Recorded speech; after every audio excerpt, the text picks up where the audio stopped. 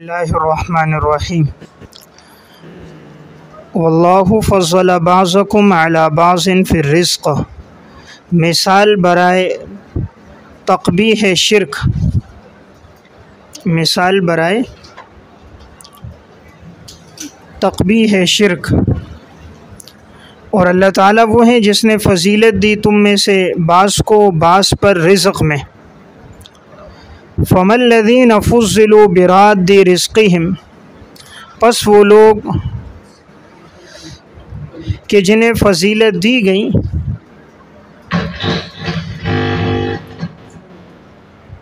फ़मल्लज़ीन फ़ुज़्ज़िलू, पस नहीं है वो सरदार जिन्हें फ़जीलत दी गई रिज़्क़ में बिराद्दि रिज़्क़िहिम, कि वो लौटाने वाले हों अपने रिज़्क़ को। अला मा मलकत अयमानुहुम, उन ग़ुलामों की तरफ जिनके उनके दाएँ हाथ मालिक हैं। बस वो अल्लाह जिसने फ़जीलत दी तुम में से बाज़ को बाज़ पर रिज़्क़ में। फ़मल्लज़ीन फ़ुज़्ज़िलू, नहीं है वो सरदार, नहीं है फ़ुज़्ज़िलू के नीचे ब्रैकेट में सरदार, नहीं है वो सरदार जिन्हें फ़जीलत दी गई ब्रैकेट में रिज़्क़ में बिराद्दि रिज़्क़िहिम, लौटाने वाले अपने रिज़्क़ को, लौटाने वाले अपने रिज़्क़ को। अला माँ के नीचे ग़ुलाम, अपने उन ग़ुलामों पर जिनके उनके दाएँ हाथ मालिक हैं। तो तर्जुमा दोबारा देखें, नहीं है वो सरदार जिन्हें फ़जीलत दी गई कि वो लौटाने वाले हों अपने रिज़्क़ को उन ग़ुलामों पर जिनके उनके दाएँ हाथ मालिक हैं। फ़हुम फ़ीही सवा, पस क्या वो ग़ुलाम इस रिज़्क़ में उनके बराबर हैं, पस क्या वो ग़ुलाम इस रिज़्क़ में उनके बराबर हैं। फ़ीही की ज़मीर रिज़्क़ की तरफ। अफ़ा बिनिअमतिल्लाहि यजहदून, पस क्यों अल्लाह की नेमतों का वो इनकार कर रहे हैं, अल्लाह की नेमतों का इनकार कर रहे हैं। यहाँ लिखें ग़ुलामी और मुसावात मुमकिन नहीं है, ग़ुलामी और मुसावात मुमकिन नहीं है। देखें इस आयत में अल्लाह रब्बुल इज़्ज़त ने शिर्क की क़बाहत को मिसाल से समझाया। फ़रमाया कि अल्लाह वो है जिसने तुम में से बाज़ को बाज़ पर फ़जीलत रिज़्क़ में दी। बस वो लोग के जो सरदार हैं जिन्हें रिज़्क़ दिया गया, तो अब ये लोग लौटाने वाले नहीं अपना वो रिज़्क़ अपने ग़ुलामों को, यानी आका जिसको अल्लाह ने रिज़्क़ और माल दिया है वो अपना ये सारा रिज़्क़ अपने ग़ुलाम को नहीं देगा कि वो अपनी सारी दौलत और पैसा ग़ुलाम को दे दे। वो ग़ुलाम को अपने साथ बराबर नहीं करता ना। कोई भी आका अपनी दौलत पैसा जायदाद ग़ुलाम को नहीं देता कि वो ग़ुलाम को अपने साथ बराबर कर दे, शरीक कर दे। तो अल्लाह ताला ये फरमा रहे हैं कि जब तुम ग़ुलाम को अपने साथ शरीक नहीं करते हो तो अल्लाह के साथ ये माबूदान बातिला कैसे शरीक हो गए। अगर ग़ुलाम को तुम दौलत और पैसा दो तो जब तक वो ग़ुलाम है उसकी मिल्कियत में कुछ भी नहीं आएगा, और अगर वो ग़ुलाम ना हो बल्कि उसे आज़ाद कर दो तो फिर तो वो ग़ुलाम ही ना रहा। तो ग़ुलामी में और इसी तरह मुसावात मुमकिन नहीं है, यानी जब तक वो ग़ुलाम हो वो तुम्हारे बराबर नहीं हो सकता। तो जिस तरह ग़ुलाम तुम्हारे बराबर नहीं हो सकता, ये माबूदान बातिला भी अल्लाह के बराबर नहीं है। बात समझ गए। तो मिसाल क्या दी गई, इसको बंद ही कर देते। तो इस आयत में जो मिसाल दी गई वो मिसाल ये है कि एक वो लोग हैं कि जिन्हें अल्लाह ताला ने फ़जीलत दी है रिज़्क़ में, यानी मालदार लोग हैं, और दूसरे लोग ग़ुलाम हैं। ग़ुलाम के पास कोई दौलत पैसा वग़ैरह नहीं है, तो मालदार इंसान आका कभी भी अपने ग़ुलाम को इतनी दौलत और पैसा नहीं देता कि वो उसके साथ शरीक और बराबर हो जाए। तो अगर वो ग़ुलाम है वो उसको पैसा देगा भी तब भी ग़ुलाम की मिल्कियत में नहीं जाएगा। ग़ुलाम के पास जो कुछ होता है उस सब का मालिक कौन है, आका है। और अगर ये है कि वो ग़ुलाम के पास उसको न छोड़े, बाकी न रखे और वो आका को वापस लौटा दे तो उसकी मिल्कियत में रहता नहीं। तो ख़ुलासा ये हुआ, जिस तरह आका और ग़ुलाम बराबर नहीं है, इसी तरह जो तुमने माबूदान बातिला अल्लाह के साथ शरीक ठहराएं वो भी अल्लाह के बराबर नहीं है। बस तुम लोग क्यों अल्लाह की नेमतों का इनकार कर रहे हो? अल्लाह ने तुम्हें इतनी बड़ी बड़ी नेमतें दी, अल्लाह ने तुम्हें रिज़्क़, दौलत, हुस्न जमाल और अक़ल की नेमत दी, तुमने उसका इनकार करके और माबूदान को अल्लाह के शरीक ठहराया। गोया गैरुल्लाह को अल्लाह के शरीक ठहराना अल्लाह की नेमतों का इनकार है। अल्लाह की नेमतों का तकाज़ा ये है कि तौहीद पर इंसान रहे। तो जब एक इंसान तौहीद को छोड़ रहा है, गोया वो अल्लाह की नेमतों को बाकी नहीं रखता, उसका इनकार करता है। वल्लाहु जअल लकुम मिन अनफुसिकुम अज़वाजा, बस अल्लाह वो है जिसने बनाए तुम्हारे लिए तुम्हारी अपने नफ्सों से बीवियाँ, तुम्हारी अपनी नफ्सों से बीवियाँ बनाई। वजअल लकुम मिन अज़वाजिकुम बनीना व हफ़दा, और बनाए तुम्हारे लिए तुम्हारी बीवियों से बेटे और पोते, व हफ़दा और पोते। व रज़क़कुम मिनत तय्यिबात, और उस अल्लाह ने तुम्हें दिया पाकीज़ा रिज़्क़ में से, पाकीज़ा ब्रैकेट में पाकीज़ा नफीस चीज़ों में से, पाकीज़ा नफीस चीज़ों में से दिया। अफ़बिल बातिल युमिनून व बिनिअमतिल्लाहि हुम यकफुरून, क्या पस तुम लोग बातिल चीज़ों पर ईमान लेकर आते हो और अल्लाह की नेमतों का तुम इनकार करते हो, ब्रैकेट में नाक़दरी करते हो। देखें, इससे पहली आयत में अल्लाह रब्बुल इज़्ज़त ने शिरक की क़बाहत को बयान फरमाया और यहाँ अपने इनामात का तज़किरा किया। सबसे पहले इनाम में अल्लाह ताला ने इनाम नौई का तज़किरा किया कि हमने तुम्हारे अपने नफ्सों से तुम्हारे लिए बीवियों को बनाया। हज़रत आदम अलैहिस्सलाम की पसली से अल्लाह ने हज़रत हवा को पैदा किया था और उन दोनों के मिलने से फिर नस्ल इंसानी चली। तो हमने तुम्हारे अपने नफ्सों से बीवियाँ बनाई और फिर हमने तुम्हें बेटे अता किए और पोते अता किए। ये भी अल्लाह की बड़ी नेमत है। देखें, इंसान को बेटों से और पोतों से बड़ी मोहब्बत होती है। उमूमन इतनी मोहब्बत बेटियों और पोतियों से या नवासियों से नहीं होती जितनी बेटों और पोतों से होती है। दादा को देखें, अपने पोते से बड़ी मोहब्बत होती है। बुढ़ापे में हो जाए तो बस उसके लिए सारा सहारा और दिन भर के लिए उसकी राहत और ख़ुशी का सामान जो है वो पोता होता है। इसी तरह बूढ़ी अम्मा उस दादी हो तो वो ज़्यादा खुश होती है अपनी पोती से, पोता पोती से वो लोग खुश रहते हैं। तो ये अल्लाह ने अपने इनामात में तज़किरा फरमाया। वरज़क़कुम मिनत तय्यिबात बक़ाए नौई, बक़ाए नौई, और हमने तुम्हारी नौए इंसानियत को बाकी रखने के लिए हमने तुम्हें पाकीज़ा चीज़ों में से रिज़्क़ दिया।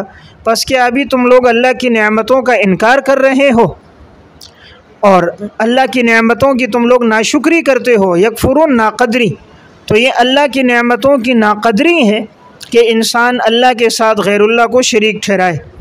वयाबुदून मिन दूनिल्लाहि, समरा दलील, और वह इबादत करते हैं अल्लाह के अलावा मा ला यमलिकु लहुम रिज़्क़म मिनस समावाति वल अर्ज़, के जो नहीं इख्तियार रखते उनके लिए रिज़्क़ का आसमानों में और ज़मीनों में कुछ भी।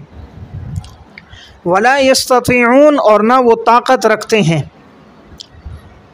ला यमलिकु के नीचे लिखें बिलफ़ेल और वला यस्ततीऊन के नीचे बिलक़ुव्वा,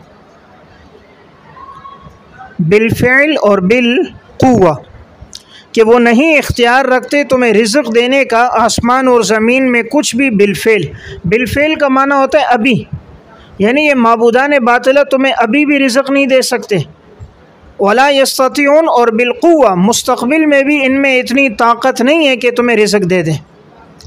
देखें, कभी ये ख्याल आ सकता है कि चलो इंसान अभी नहीं दे सकता, इख्तियारात नहीं है, कुर्सी नहीं है उसके पास, लेकिन मुस्तक़बिल में उसके पास इख्तियारात आएंगे तो वो दे देगा। तो अल्लाह ताला ने फरमाया ये रिज़्क़ तुम्हें अभी भी नहीं दे सकते और मुस्तक़बिल में भी देने की इनमें कोई ताकत नहीं है। फ़ला तज़रिबू लिल्लाहिल अमसाल, तुम लोग मत बयान करो अल्लाह के लिए मिसालें, यकीनन अल्लाह जानता है और तुम लोग नहीं जानते हो। अल्लाह के लिए मिसालें न बयान करो, इसका मतलब इमाम राज़ी रहमतुल्लाह अलैह ने तफ़सीर कबीर में लिखा, उमूमन ये होता था, मुशरिकीन मक्का यूँ मिसालें लिखते, बयान करते कि भाई देखो जैसे दुनिया में हर बादशाह के लिए वज़ीर होते हैं और वो बादशाह के काम काज करते हैं, बादशाह सारे काम खुद नहीं करता, अपने वज़रा और गवर्नरों के ज़िम्मे लगाता है। इसी तरह अल्लाह ने भी अपने कामों के अंदर इन माबूदान को शरीक किया है। तो सारे काम अल्लाह नहीं करता, बाज़ काम ये माबूदान भी करते हैं। तो जिस तरह दुनिया के बादशाह अपने कामों में गैरों को शरीक करते हैं, अल्लाह ने भी इनको शरीक किया। इसी तरह वो मिसालें बयान करते थे कि जैसे दुनिया में इंसान बादशाह तक नहीं जा सकता तो वो जाता है वज़रा के पास, वो लोग सिफारिश करते हैं तो फिर वो बादशाह तक पहुंचता है। इसी तरह ये माबूदान अल्लाह के यहाँ हमारी सिफारिश करेंगे और इनके ज़रिए हम अल्लाह के करीब हो जाएंगे। तो अल्लाह ताला ने फ़रमाया तुम ये मिसालें न बयान करो, यानी तुम अल्लाह को, खालिक को मखलूक पर क़ियास न करो, यानी तुम खालिक को मखलूक पर क़ियास न करो। अब वो तो मखलूक है कि वो सारा काम खुद नहीं कर सकते तो वो अपने साथ और वज़रा को शरीक करते हैं। अल्लाह तो खालिक है, अल्लाह रब्बुल इज़्ज़त हर काम के करने पर ख़ुद कादिर है, हर काम के करने पर अल्लाह ख़ुद कादिर है। अल्लाह को वज़रा की कोई ज़रूरत या नाइबीन को अल्लाह की कोई ज़रूरत नहीं है। दूसरी बात कि भाई दुनिया में जैसे बादशाह तक लोग नहीं पहुंच सकते तो वज़ीर होने चाहिए। जवाब ये है कि अल्लाह ताला शेरक से ज़्यादा करीब है, अल्लाह को वज़रा की कोई ज़रूरत नहीं है। दुनिया में तमाम लोगों की बात सुनना बादशाह के बस में नहीं होता।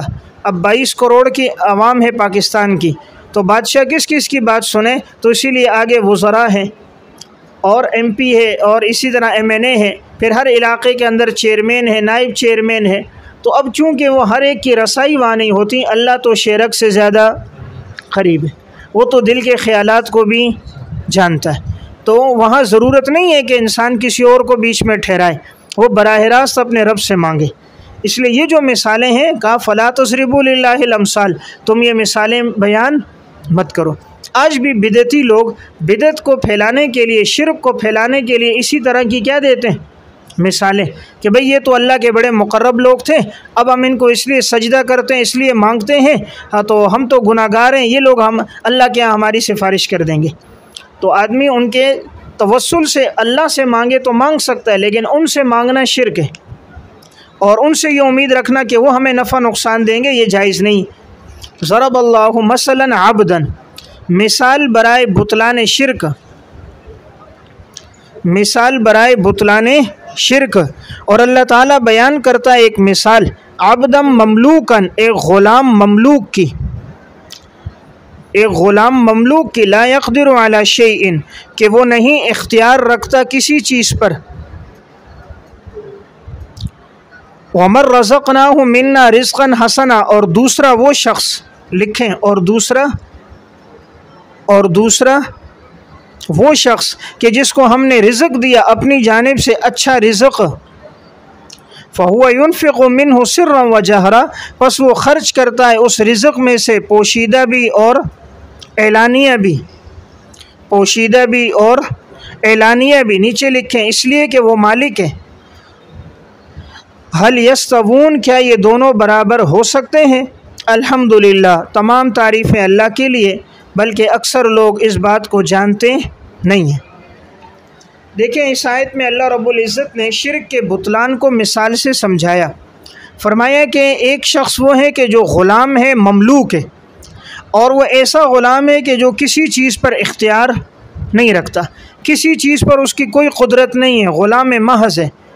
और दूसरा वो आदमी है जिसको हमने अपनी तरफ से बहुत उम्दा रिज़्क़ दिया, हमने उसको दौलत, पैसा, सब कुछ अता किया। अब ऐसा आदमी उस दौलत में से अल्लाह के रास्ते में ख़र्च भी कर रहा है, पोशीदा भी और एलानिया भी। क्या ये दोनों बराबर हो सकते हैं? नहीं हो सकते। तो जब ये दोनों बराबर नहीं है, यानी आका और ग़ुलाम, तो इसी तरह मखलूक और खालिक भी बराबर नहीं है। जिस तरह ग़ुलाम जो किसी चीज़ का इख्तियार ना रखे, और इसी तरह इनके माबूदान बातिला बुत, तो ये बमंज़िल ग़ुलाम के, जैसे ग़ुलाम का कोई इख्तियार नहीं होता, इनका भी कोई इख्तियार नहीं है।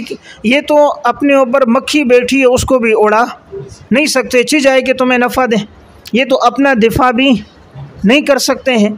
तो जिस तरह वो ग़ुलाम महज किसी शे पर कादिर नहीं, ये लोग ये माबूदान बातिला भी किसी शे पर कादिर, जिस तरह तुम ग़ुलाम को अपना शरीक नहीं करते, हालांकि तुम भी इंसान वो भी इंसान, तुम दोनों इंसान हो, तुम दोनों मखलूक हो, लेकिन तुम उसको अपने साथ शरीक नहीं ठहराते।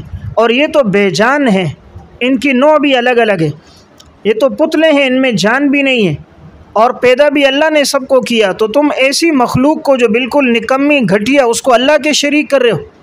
नौकर को अपने शरीक नहीं करते हो, ग़ुलाम को अपने कारोबार में।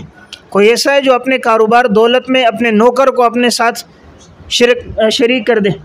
तो जब तुम ग़ुलाम, और ग़ुलाम भी निकम्मा, चलो एक ग़ुलाम हो तेज़ तराज या समझदार, फिर भी इंसान किसी काम में उसको शरीक कर ले, लेकिन ला यक़दिरु अला शै, ग़ुलाम भी ऐसा निकम्मा कि वो किसी चीज़ का इख्तियार भी नहीं रखता। तो एक ग़ुलाम आज़ाद भी नहीं, तो नंबर एक ग़ुलाम होना, नंबर दो किसी चीज़ पर इख्तियार भी ना होना। तो जब तुम उन्हें अपने साथ शरीक नहीं ठहराते, तो ये माबूदान बातिला जिन्हें तुमने अपने हाथों से बनाया, तुम उसको अपने खालिक के शरीक ठहरा रहे हो। तो क्या ये दोनों बराबर हो सकते हैं? हल यस्तवून, तो ये हल जो है ये इस्तिफ़ाम इनकारी है, यानी ये बराबर नहीं हो सकते, ये बराबर नहीं हो सकते। तमाम तारीफ़ें अल्लाह के लिए, लेकिन अक्सर लोग इन बातों को जानते नहीं हैं। वज़रबल्लाहु मसल रजुलैनि, और अल्लाह बयान करता है मिसाल दो आदमियों की। ये जो ऊपर लफ्ज़ गुज़रा ना यस्तवून, ये बाबे इफ्तिआल से फ़ेल मुज़ारे मारूफ़ है, बाबे इफ्तिआल से फ़ेल मुज़ारे मारूफ़ है, और सीगा है जमा मुज़क्कर गायब, सीगा जमा मुज़क्कर गायब।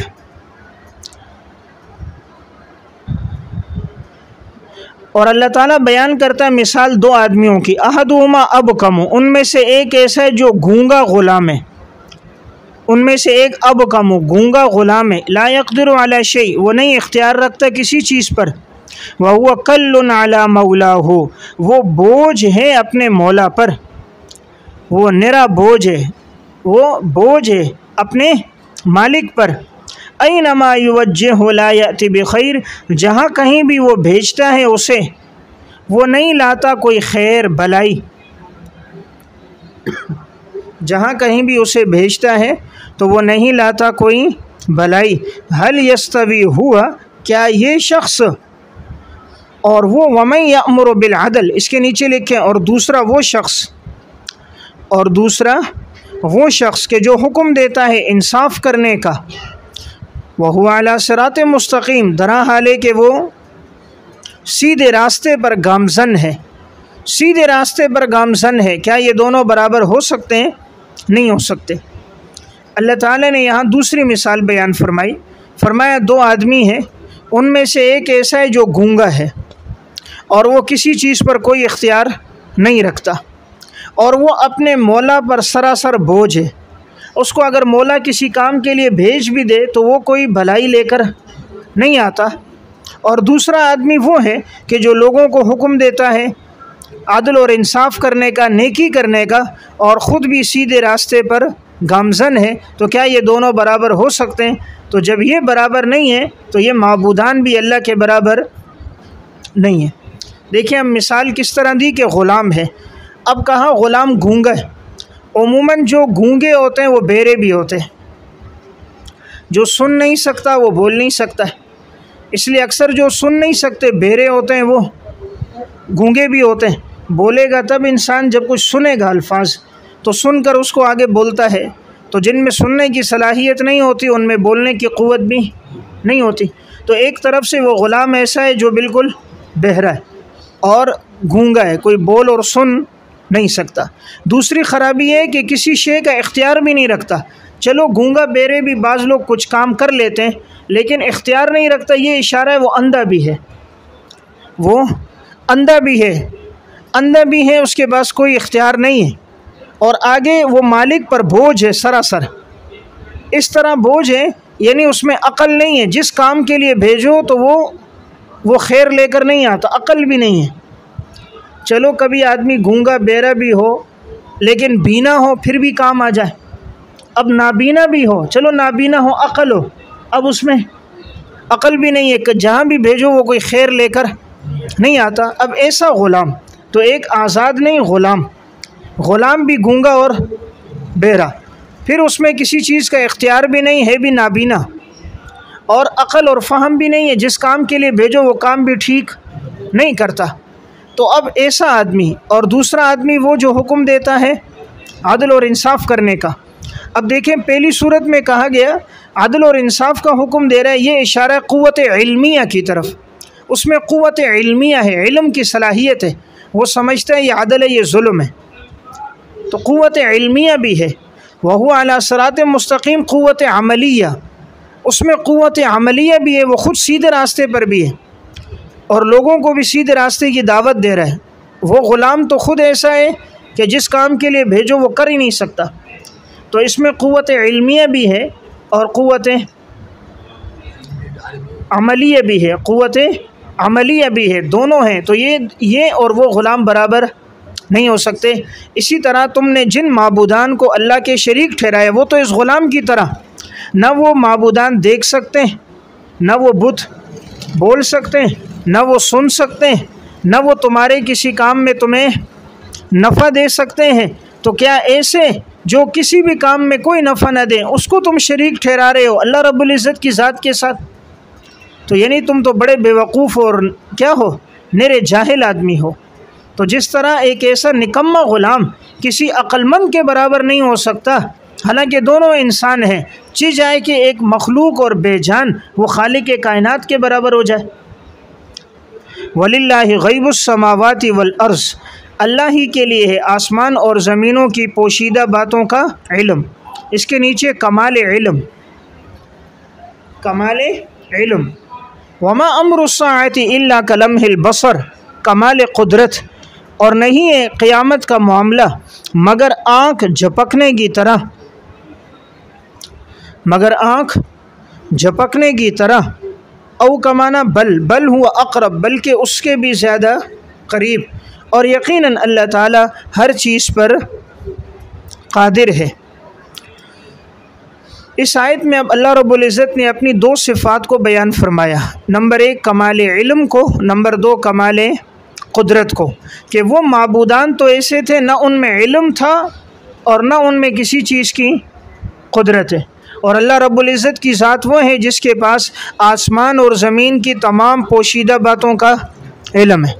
इन माबूदान के पास तो ज़ाहिर की चीज़ का भी इल्म नहीं, चीज़ आए कि गायब हो, इनके पास तो ज़ाहिरी चीज़ों का भी इल्म नहीं और अल्लाह के पास तो पोशीदा चीज़ों का भी इल्म है। ये तो किसी चीज़ पर क़ादिर नहीं, अल्लाह हर चीज़ पर क़ादिर है। फिर अल्लाह के पास क़यामत का इल्म जो किसी इंसान के पास नहीं है, तो अल्लाह का इल्म इतना वसी है कि क़यामत का इल्म जो किसी के पास नहीं है अल्लाह के पास उसका भी इल्म है। फिर इल्म के बाद अल्लाह क़यामत के कायम करने पर ऐसा क़ादिर है, इतनी जल्दी कायम कर देगा जिस तरह पलक झपकने के बराबर। कलम्हिल बसर, आँख का बंद करना और खोलना, इसको बोलते हैं पलक झपकना। अल्लाह इस तरह क़ादिर है कि पलक झपकने के बराबर अल्लाह रब्बुल इज़्ज़त क़यामत को कायम कर देगा। चूँकि इनका क़यामत पर ईमान नहीं था, मुशरिकीन कहते थे कि मर गए और ख़त्म हो गए, बोसीदा हो गए, तो अल्लाह ताला ने फरमाया वो क़यामत को अल्लाह कायम करेगा ताकि नेक लोगों को सवाब और बुरों को अज़ाब दे। अब ये क़यामत का कायम करना पलक झपकने की तरह बल्कि इससे भी ज़्यादा क़रीब है, यानी अल्लाह के लिए इसका कायम करना कोई मुश्किल, ये पलक झपकना तो मिसाल के लिए है। अल्लाह रब्बुल इज़्ज़त को इस मिसाल की भी हाजत नहीं, बस कुन फ़यकून अमर हो और उस शे का क़याम हो जाता है। अल्लाह ताला तो हर चीज़ पर क़ादिर है। तो ये बात ज़हन में आ सकती है कि सारी बातों का इल्म अल्लाह के पास, और कायनात को ख़त्म करना और क़यामत कायम करना ये तो बहुत मुश्किल काम है। इतने बड़े सूरज को बेनूर करना, आसमान को तोड़ देना, ज़मीन आसमान का निज़ाम ख़त्म कर देना, ये कौन करेगा? कहा अल्लाह हर चीज़ पर क़ादिर है। वल्लाहु अख़रजकुम मिन बुतूनि उम्महातिकुम, अल्लाह वो जिसने निकाला तुम्हें तुम्हारे माओं के पेटों से, ला तालमून शैया, तुम नहीं जानते थे कुछ भी, तुम कुछ भी नहीं जानते थे। वजअल लकुमुस समा वल अब्सार, और उस अल्लाह ने बनाए तुम्हारे लिए कान और आँखें, वल अफ़इदता और दिल, लअल्लकुम तशकुरून, ताकि तुम लोग अल्लाह का शुक्र अदा करो। यहाँ अल्लाह रब्बुल इज़्ज़त ने अपनी कुदरत का इजहार फरमाया। माक़बल में तज़किरा था अल्लाह के पास कमाल इल्म और कमाल कुदरत है, अल्लाह हर चीज़ पर कादिर है। यहाँ फरमाया हमने तुम्हें माँ के पेटों से पैदा किया, तुम कुछ भी नहीं जानते थे। शैअन नकिरा तहत नफ़ी है, यानी इंसान के पास किसी चीज़ का इल्म नहीं था, सारी बातों का इल्म उसे किसने दिया? अल्लाह ने दिया। देखें, अल्लाह ने फितरतन इंसान के बच्चे को, जानवरों के बच्चे को अल्लाह ने शुऊर दिया। जानवर का बच्चा भी पैदा होता है, अल्लाह ने उसको भी इतनी समझ और फ़हम दी है। चूज़ा है कि अपनी माँ के पास राहत है, बिल्ली से अपने आप को बचाना है, तुमने दाना इस तरह चुगना है, इस तरह भागना है, इस तरह लौटना है, तो ये सारा इल्म अल्लाह ने दिया। इसी तरह माँ का बच्चा है, इंसान का बच्चा है। अब देखो, इंसान के बच्चे को ये समझ किसने दी कि तूने दूध चूसना है तो अपने होंठों और मसोड़ों से वो किसी स्कूल कॉलेज में गया या किसी से तालीम हासिल की, उसको तालीम दे कौन सकता था? तो अल्लाह ने उसको इतनी तालीम दी कि यूँ तूने दूध को चूसना है। और फिर अल्लाह ने उसमें सलाहियत रखी, उसने पेशाब किया, पखाना किया, उसको तकलीफ़ है, भूख लगी, उसको रोना सिखाया और माँ के दिल में उसके लिए मोहब्बत डाल दी। वो इधर रोता है, उधर माँ दौड़ती हुई आती है। माँ को अल्लाह ने फिर इतनी फ़हम दे दी, वो हर चीज़ को अब समझ रही है। बच्चे के कान में दर्द है, बच्चे के पेट में दर्द है, इसने बोलो बराज किया, इसको भूख लगी है, ये सब इल्म अल्लाह रब्बुल इज़्ज़त ने दिया। तो फरमाया तुम तो कुछ नहीं जानते हो। देखिए, आज इंसान कहते हैं मैं बड़ा अल्लामा हूँ, कुरान कहता है ला तालमून शैया, तू तो कुछ भी नहीं जानता था, ये सब कुछ तुझे अल्लाह ने दिया। वमा ऊतीतुम मिनल इल्मि इल्ला कलीला, जो दिया अल्लाह ने वो भी थोड़ा दिया। कलील में भी तनवीन बराए तकलील, और थोड़ा। तो असल इल्म है अल्लाह रब्बुल इज़्ज़त की ज़ात के पास, तो इंसान के पास इल्म बहुत कम है। फरमाया फिर हमने तुम्हें समा, कान अता किए। सबसे पहले कानों का जिक्र फरमाया। इंसान सबसे ज़्यादा सीखता है कानों से, कानों से सबसे ज़्यादा सीखता है सुन सुन कर। देखें, कान अल्लाह ने दो दिए, ज़बान अल्लाह ने एक दी। ये इशारा है सुनो ज़्यादा बोलो कम, सुनो ज़्यादा बोलो कम। लेकिन हम लोग उल्टा चलते हैं, हम बोलते ज़्यादा हैं और सुनते कम हैं। चार आदमी खड़े होंगे, चारों बोल रहे होंगे, कोई दूसरे की बात सुनने को गवारा नहीं करता। यानी इतना सब्र नहीं है कि ये बात ख़त्म करे मैं शुरू करूं, तो वो भी शुरू है, ये भी शुरू है। जब इंसान की अक़ल कामिल होती है उसकी ज़बान छोटी हो जाती है, वो गुफ्तगू कम करता है। जिसकी अक़ल नाक़िस होती है उसकी ज़बान लंबी होती है, वो बातें ज़्यादा करता है। जिसकी अक़ल कामिल होगी वो गुफ्तगू कम करेगा, और बेवकूफ़ आदमी गुफ्तगू ज़्यादा करेगा। जब अल्लाह ताला किसी से मोहब्बत फरमा देते हैं उसकी ज़िंदगी में संजीदगी आ जाती है, कम गो होता है। और जब अल्लाह फ़हम व फ़िरासत ले लेता है फिर इंसान ज़्यादा बातूनी हो जाता है। बस वो एक टेप है, वो बटन लगाओ और स्टार्ट हो जाता है। तो बेवकूफ़ आदमी और अक्लमंद की पहचान उसकी ज़बान के नीचे होती है। उसकी गुफ्तगू से पता चल जाता है कि ये दाना है या अहमक है, उसकी बातों से पता चलता है। तो अल्लाह ने क्या दी? इंसान को दो कान दिए। तो कानों का जिक्र किया अल्लाह ने, इस पूरी आयत में ज़बान का जिक्र नहीं किया। कान का जिक्र है, आँखों का जिक्र है, दिल का जिक्र है, ज़बान का जिक्र नहीं किया। सबसे ज़्यादा गुनाह इंसान की ज़बान से सरज़द होते हैं। मैंने इस पर एक बयान किया है, ज़बान से सरज़द होने वाले 30 गुनाह कबीरा। सिर्फ़ एक ज़बान से सरज़द होने वाले 29 गुनाहों की सराहत की है। हर एक के साथ मैंने हदीस भी पढ़ी है। तो दरस हदीस में इंसान के जिस्म के हर उज़ू से एक एक गुनाह होता है। एक होंगे, दो होंगे, हाथ से देखो, पाँव से देखो, आँखों से देखो, लेकिन ज़बान से 30 गुनाह, वो भी सग़ीरा नहीं कबीरा। तो इसलिए तो ज़बान इंसान को अक्सर हलाकत में डालेगी। ज़बान में हड्डी नहीं है लेकिन ये 6 फुट के इंसान को हिला के रख देती है। किसी को गाली दे दो, झगड़ा तैयार है। जिस्म का हर उज़ू का गोश्त बढ़ता है, ज़बान का गोश्त नहीं बढ़ता। रान देखो कहाँ जा रही है, हाथ देखो, लेकिन ज़बान का गोश्त नहीं अल्लाह ने बढ़ने दिया। अगर ये ज़बान का गोश्त बढ़ता, इतना ज़बान इतनी मोटी होती, मुंह में लुक़मा डाल सकते तो बाहर लटक जाती, बात भी ना कर सकते। तो इशारा है जब ज़बान का गोश्त कम है तुम बोलो भी कम। ज़बान को अल्लाह ने पीछे से लगाम दे के रखी है। ज़बान जो है ना, पीछे से एक लगाम है, उसको खींचा हुआ है, तो इशारा है तुम भी इसको खींच के रखो। फिर अल्लाह ने ज़बान खोलने से पहले आगे 2 होंठ लगाए। आदमी बोलेगा कब? जब पहले 2 होंठ खोलेगा, और फिर 2 होंठों के बाद ज़बान को 32 दांतों में रखा। और ज़बान से भी कोई हर्फ तब अदा होता है जब वो इस दांत के साथ लगता है, तब मखरज से वो हर्फ अदा होता है। तो होंठों में और 32 दांतों में, मसोड़ों में अल्लाह ने रख कर पीछे से लगाम देकर बताया ज़बान को कम इस्तेमाल करो। तो ये इशारा इस तरफ है कि ज़बान का इस्तेमाल कम हो। हज़रत सुलेमान अलैहिस्सलाम का एक कौल फरमाते हैं कि अगर बात करना चांदी है तो ख़ामोश रहना सोना है, और सोना चांदी से बेहतर है। बात करना चांदी है तो ख़ामोश रहना सोना है, और सोना चांदी से बेहतर है।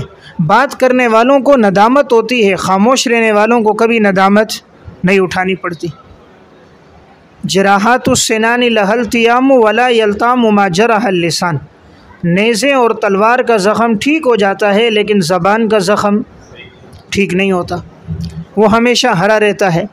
तो कुरान इशारा कर रहा है अपनी ज़िंदगी में समा लेकर आओ, ये अल्लाह की बड़ी नेमतें ज़्यादा सुनो। इसलिए जितने पुख्ता उलमा को सुनोगे, उनके बयानात सुनोगे, ताल्लुक़ रखोगे, पुख्ता आलिम बनोगे। और अगर जहाँ जाओगे बोलने लग जाओगे, सुनोगे नहीं, तो आपका इल्म कमज़ोर होगा। इसलिए जहाँ जाएँ कोशिश करें ज़्यादा सुने, अकाबिर अहले इल्म को सुने, असातिज़ा को सुने, मुहक्किकीन उलमा को सुने, ताकि आपके इल्म में क्या आए? इजाफ़ा हो, पुख्तगी आए। अब होता ये है कि हम उलमा के पास जाते हैं, वहाँ भी स्टार्ट हो जाता है। अब बात साथी मिलने आते हैं ये कि उस्ताद से कोई नसीहत सुने, कोई बात सुने, वो आकर अपनी कहानियाँ शुरू कर दे, उस्ताद को सुना रहे, अपना भी टाइम ज़ाया कर रहे हैं, उनका भी वक्त ज़ाया कर रहे हैं। जब किसी के पास जाओ वहाँ सीखो, वहाँ खामोश रहो, उनसे उनकी ज़िंदगी के तजर्बात पूछो कि अल्लाह ने आपको ये इज़्ज़त, ये मकाम दिया, आपके आमाल क्या है, आपका निज़ामुल औक़ात क्या है, आपकी ज़िंदगी का तौर तरीका क्या है, आपकी ज़िंदगी के औक़ात के इस्तेमाल का तरीका क्या है। तो सीखना चाहिए।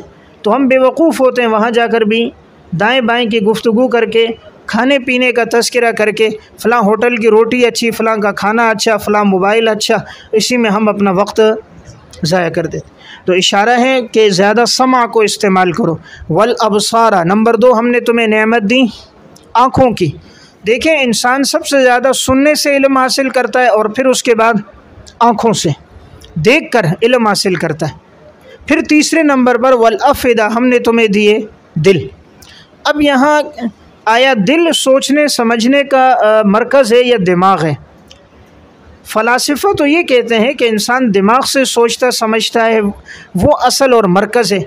असल बात ये है, दिमाग से भी इंसान सोचता समझता है, इस्तेमाल करता है, लेकिन दिमाग के लिए भी मरकज़ दिल है।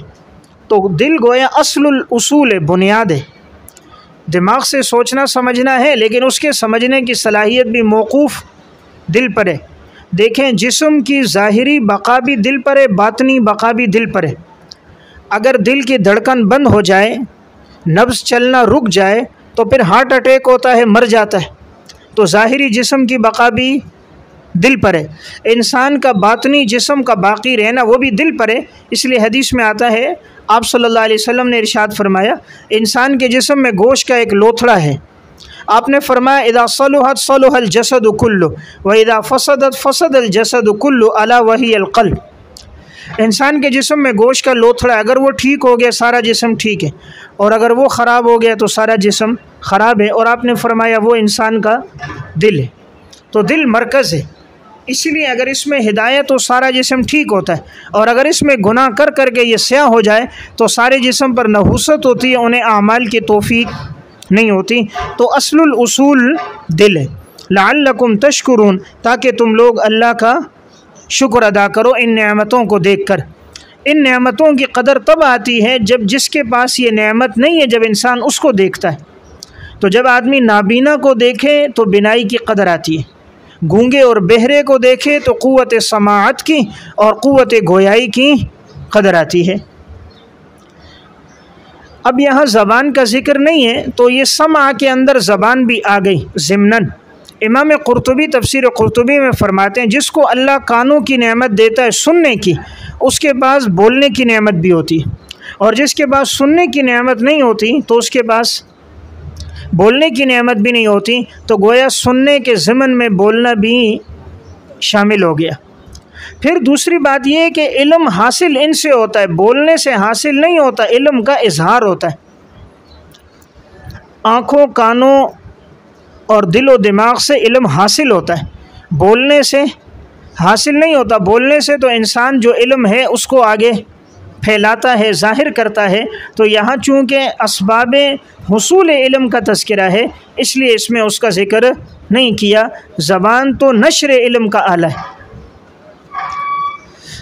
अलम यरो इला तैरी मुसख्खरात, दलील अक़ली, क्या वो नहीं देखते परिंदों को कि अल्लाह ने उनको ताबे कर दिया फ़ी जव्वी समाई, आसमान की फ़िज़ा में, आसमान की फ़िज़ा में। मा युमसिकुहुन्ना इल्लल्लाह, पस नहीं रोकता इनको फ़िज़ा में मगर अल्लाह।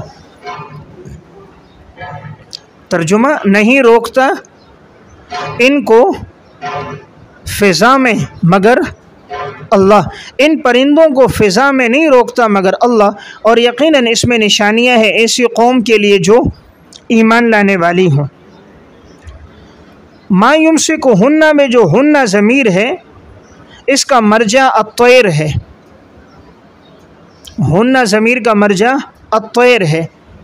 तो माना क्या है कि क्या वो नहीं देखते परिंदों को कि हमने ताबे कर दिया आसमान की फ़िज़ा में, कि नहीं रोकता इन परिंदों को फ़िज़ा में मगर कौन? अल्लाह। देखें, अल्लाह ताला ने अपनी कुदरत की निशानी बयान की कि इन परिंदों को अल्लाह ने फ़िज़ा में रोक के रखा हुआ है।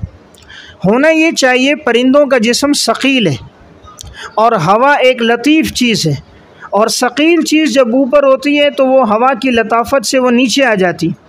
सकील चीज़ नीचे आती, ऊपर नहीं जाती। लेकिन परिंदा देखो, बावजूद ये कि उसका जिस्म है, सिक़ल है, लेकिन वो नीचे नहीं आ रहा बल्कि ऊपर जा रहा है, हवा में उड़ रहा है। तो इसको हवाओं में उड़ने की सलाहियत अल्लाह ने दी। और फिर उसको रोक के भी किसने रखा? अल्लाह ने रखा कि ये हवा में उड़ रहा है, रुका हुआ है, नीचे नहीं गिर रहा। तो अल्लाह ताला फरमाते हैं ये भी हमने किया। तो नंबर एक, परिंदे को हमने पर दिए, उड़ने की सलाहियत हमने उसको पर अता किए। नंबर दो, हमने उसके लिए आसमान में रास्ते बनाए, वो उड़ रहा है। अगर ये रास्ते ना होते आसमान की, ये फ़िज़ा ना होती और इसमें ऊंच नीच होती, सामने पहाड़ होते और सामने रास्ते और ऊपर से नीचे की गिरने की खलाएँ होती, वो उड़ ना सकते। तो हमने रास्ता भी उनके लिए हमवार कर दिया। फिर हमने उनको ऐसा बनाया कि वो उड़ रहे हैं, उनको हमने थकावट भी नहीं रखी। देखिए, इंसान थोड़ी देर काम करे थक जाता है, परिंदा उड़ता रहता है और उसको उड़ने में एक मज़ा आ रहा है, राहत मिलती जा रही है उसको।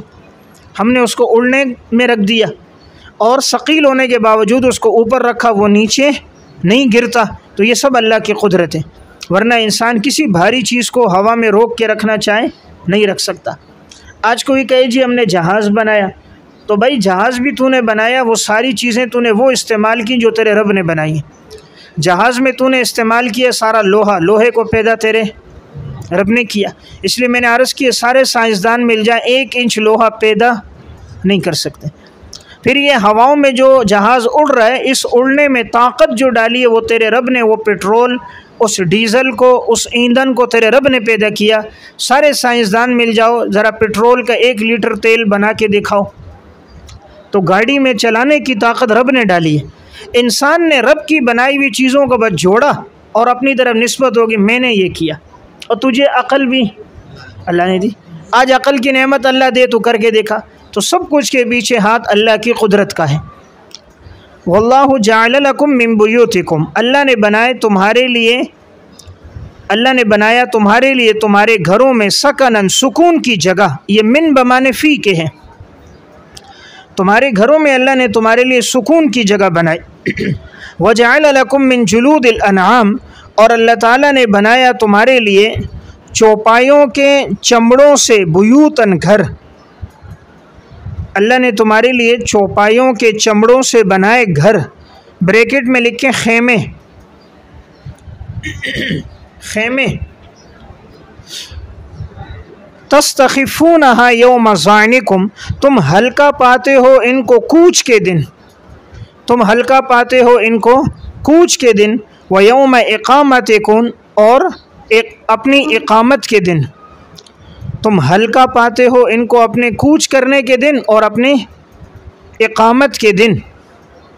वमिन अस्वाफ़िहा, मिन से पहले जाअला, और अल्लाह ताला ने बनाया वमिन अस्वाफ़िहा, भेड़ों के ऊन से, भेड़ दुम्बे, अस्वाफ दुम्बे के जिस्म पर जो ऊन होती है, तो बनाया भेड़ों के ऊन से।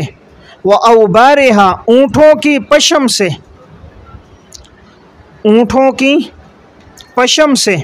व अशारिहा, बकरियों के बालों से, बकरियों के बालों से। असासन, घर का सामान। व मताअन इलाहीन, और कई फ़ायदे की चीज़ें एक वक्त तक, और कई फ़ायदे की चीज़ें एक वक्त तक। अल्लाह ताला ने इस आयत में अपनी कुदरत का इजहार फरमाया। फरमाया अल्लाह वो है कि जिसने तुम्हारे लिए बनाया तुम्हारे घरों में सुकून की जगह। देखिए, इंसान बाहर जहाँ कहीं भी होता है बेचैन और बेकरार होता है, दिन भर काम काज करता है, मजदूरी करता है, पढ़ता है, लेकिन उसको सुकून कहाँ मिलता है? जब वो घर लौट कर आता है। तो घर को अल्लाह ने सुकून की जगह बनाया कि इंसान जहाँ भी हो, जब घर लौट कर आता है तो उसको सुकून और इत्मीनान मिलता है। चाहे वो उसका घर खेमा हो, कच्चा हो, पक्का हो, लेकिन हर आदमी का घर उसके लिए कश्मीर है। हर आदमी का घर और इलाका उसके लिए कश्मीर है। अब एक आदमी गुलजार में भी रह रहा है, गंदगी में भी रह रहा है, तो वो भी कहता है बड़ी अच्छी जगह है। तो हर आदमी के दिल में अल्लाह ने उसके इलाके की मोहब्बत डाल दी, उसके घर की मोहब्बत डाल दी। अब एक आदमी काला ढाका में रह रहा है, तो वो भी कहता है ये घर मेरा बेहतरीन है। तो हर एक के लिए उसकी जगह और रिहाइश, ये एक उसकी सुकून की जगह है। तो अल्लाह की पहली नेमत, हमने तुम्हारे लिए क्या बनाए? घर बनाए। दूसरी नेमत, हमने तुम्हारे लिए चौपाइयों के चमड़ों से घर बनाए। देखिए, पहले वाले के नीचे लिखेंगे मिन बुयूतिकुम सकना, ये हालत हज़र में, हालत हज़र में तुम घरों में सुकून हासिल करते हो। वजअल लकुम मिन जुलूदिल अनआम, और हालत सफ़र में तुम सुकून हासिल करते हो खेमों में। हालत सफ़र में सुकून हासिल करते हो खेमों में। तो हालत हज़र में घर हैं और सफ़र में खेमे हैं। फरमाया चौपाइयों के चमड़ों से तुम बनाते हो बुयूतन, घर, ब्रैकेट में खेमे। और ये खेमे ऐसे हैं कि ये बहुत हल्के हैं तुम्हारे कूच के दिन और तुम्हारे इकामत के दिन। यानी कूच करना हो या ठहरना हो, इकामत से मुराद ठहरना, तुमने ठहरना है या तुमने अब उसको खोल कर कूच करना है, जाना है, तो ये बहुत हल्का है। देखें, खेमा जो है ना ये ऐसा घर है कि इतना हल्का है, बस जहाँ जंगल में जा रहे हो बस वहाँ निकाला, बांस लगाए, उधर ही बांध दिया, आसानी से रहे, और जब जाना हुआ खोला, दोबारा सवारी पे रखा, चला गया। तो अल्लाह ताला फरमा रहे ये तुम्हारे ठहरने में और जाने में हमने इस तुम्हारे घर को तुम्हारे लिए बहुत हल्का बनाया कि कोई मुश्किल नहीं है कि अब वहाँ बुनियादें खड़ी करो, सरिया डालो, सीमेंट डालो, फिर रहो, बल्कि ऐसा खेमा बनाया हर जगह तुम लगा सकते हो। पहाड़ की चोटी हो, नरम जगह हो, गर्म जगह हो, नशेबी जगह हो। फिर फरमाया हमने तुम्हारे लिए इन भेड़ों के ऊन से, अस्वाफ भेड़ों के ऊन, दुम्बा, दुम्बे के जिस्म पर जो ऊन होती है, इसके ज़रिए से, वो औबारिहा, इसका इतलाक़ ऊँटों के पशम से, व अशारिहा, और बकरियों के बालों से हमने बनाया तुम्हारे लिए घर का सामान। बहुत सी सामान तुम उससे बना रहे हो।